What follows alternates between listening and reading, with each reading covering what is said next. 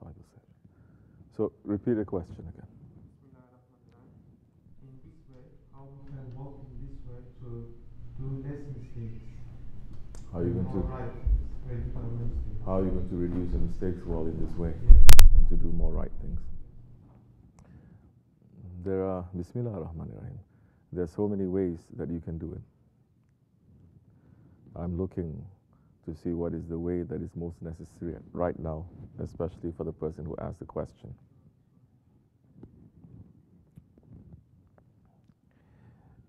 Bismillah ar-Rahman ar-Rahim. Be busy with other things. Be busy with some work. A lot of the times you make the mistakes because you have too much time. Correct? When you have too much time, you have nothing to do. We're just talking about this, right? Then that's when the shaitan, hey, why don't you do this? Why don't you do that? And you say, yeah, why not? I have time.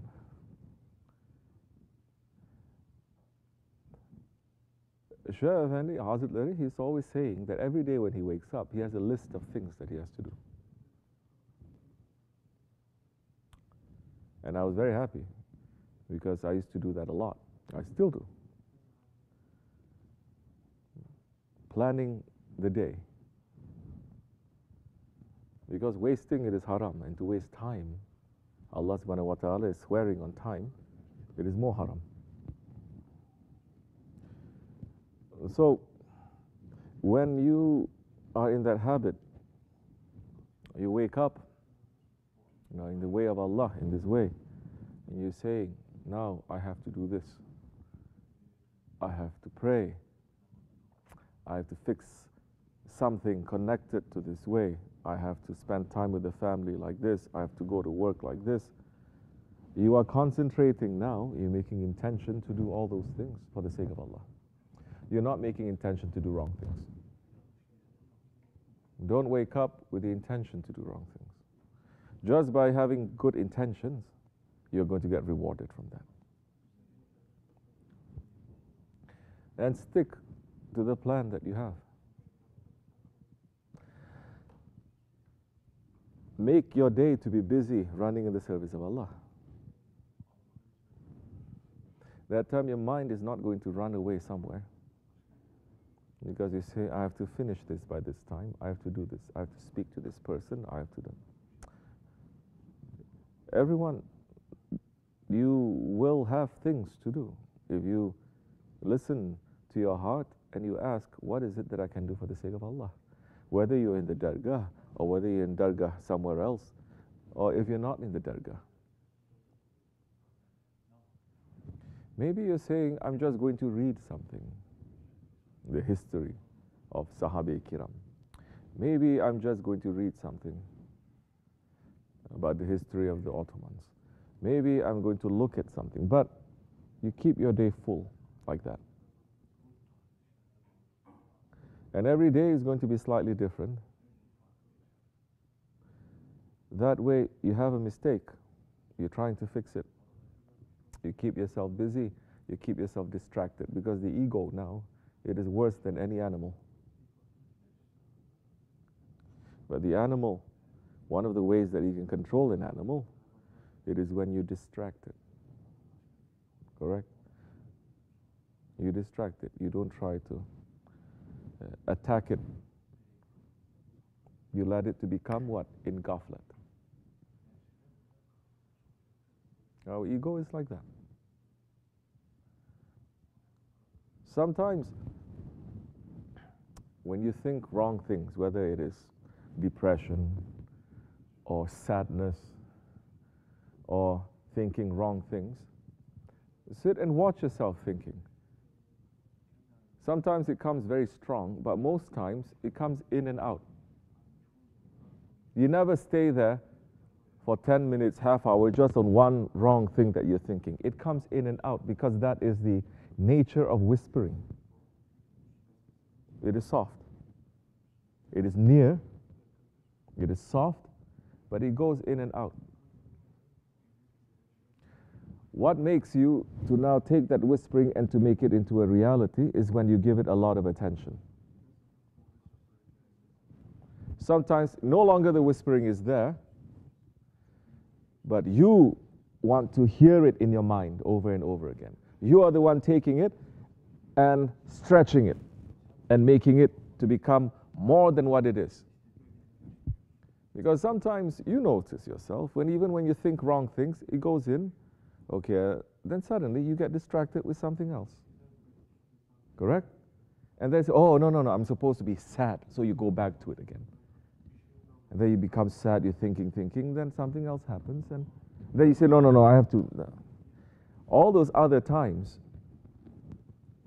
it is not coming from shaitan, really. It is coming from you. Shaitan already put the seed there.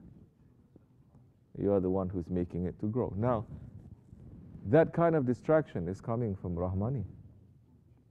It's making you to move away from the wrong side to the right side. Be aware of that.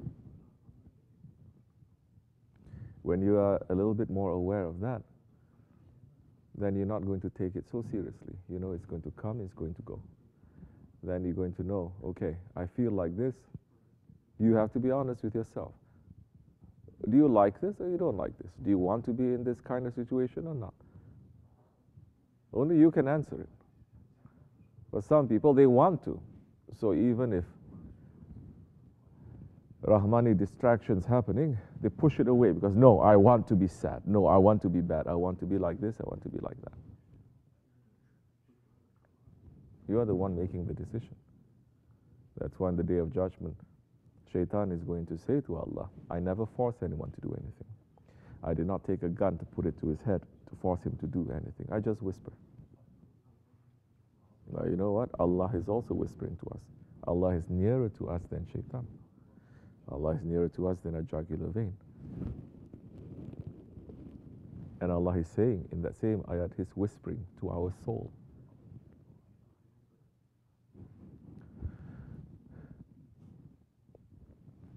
The whisperings of Shaitan, sometimes it can get really loud. But there are so many things that is happening to you in the day that can make you to forget. Whatever it is, everyone, like this or like that, they go to sleep. You forget about it. All that burden, the Shaykh comes and he takes it. And you can wake up more refreshed. Otherwise, with all the burdens of the past day, you're going to be crushed. You cannot move in the next day. That way, slowly, you understand the method of your ego, the methods of Shaitan. They have a method. They are not that original. They are not that unpredictable. It is very predictable. The thing is whether you like it or you don't like it. You want it or you don't want it. If you say, no, I want it, because a lot of people, they want to be depressed. They want to. Because not wanting means that there is a choice that is given and you choose that. If there's no choice to be given, that's something else, but there are choices. Make the right choice. That time when you're distracted, at least you're not going to make that same mistake over and over again with the same kind of frequency. Certain things, maybe for the rest of your life, you're going to carry certain things. It's never going to go away, maybe, but know that Allah has the power to change it. And in so many ways, if that makes a servant to run to his master and to beg for Allah's forgiveness because he's saying, I still cannot get rid of this, that itself, in some ways, it is a mercy because you're always asking Allah. So many times when Allah gives what we want, we forget Him. Yes, even about the ego.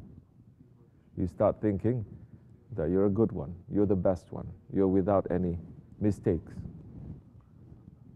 Past mistakes you don't remember. You say, oh, it's all finished. Right now, I've finished with all those things I'm not doing. You start seeing yourself as proud, as arrogant, as someone who has achieved something. But the purpose of servanthood is to understand that you're a servant and you're always in need. You're always weak. Use that then. Use the mistakes that you have as a weakness and say to Allah, I'm your weak servant. And I'm asking you, because all power and all help is only coming from you. And of course, when you have the opportunity, you're going to be in the Jamaat that can make that distraction even better, that can pull you away from your ego, away from yourself, that you breathe a little bit more free. Huh? When you are not here doing so many things, when you're at home, all these things, it bothers you every day. What else is there to do? You're going to go outside. What is it outside? You look 99.9% of the time, no one is pleasing Allah. What they're doing is not reminding you of Allah, not reminding you of death. I'm not talking also about unbelievers, I'm talking about believers. You go home, everyone entering into their own rooms, having their own lives. What are you going to do? You turn on the TV, it's a sewer channel. So you're always feeling very tight. Then from that tightness, you will get more angry, more agitated, because your spirit is not free. That's why in the old days there are dargahs everywhere, to run away from this world. And then to come to the dargah and just breathe free. To step here is going to bring blessings to you. The air is different. The water is definitely different. And the sun is different. It hits you in different ways. Ways you understand, ways you don't understand. Your sleep is different. You become recharged. Now, if you do ibadat, if you do worship on top of that, you're going to get even more faith. But even just walking, Shaykh Efendi told me one time, says a person just, if he knows, just by walking on this land, how much blessings is going to come, he's going to walk everywhere. He's going to do everything. One of the branches of faith, this is something that the Wahhabis, they cannot deny. Islam is divided into 73 branches. What is the first branch, the most important one? It is to say La ilaha illallah.